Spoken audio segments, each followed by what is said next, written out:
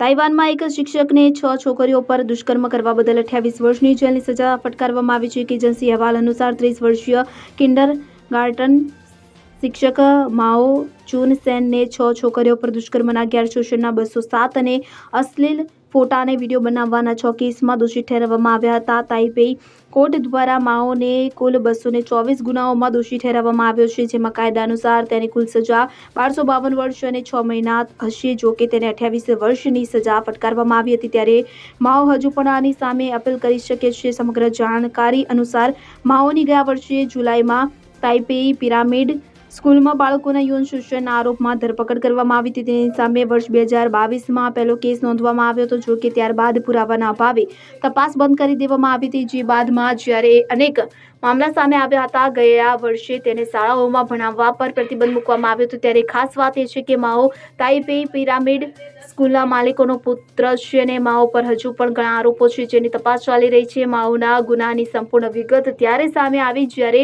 પીડિત બાળકોના પરિવારજનોએ તેનો ફોન જપ્ત કરવાની માંગ કરી હતી. તેના ફોનમાં બાળકોના 600થી વધુ અશ્લીલ વિડીયો અને તસવીરો હતી. પુરાવા સામે આવ્યા બાદ ગયા મહિને જુલાઈમાં તાઇપેઈના મેયર ચિયાંગ વાને પણ જાહેરમાં માફી માંગી હતી. Bureau report CN24 news. હવે જુઓ દેશ દુનિયાની તમામ ખબરો તમારી આંગળીના ટેરવે.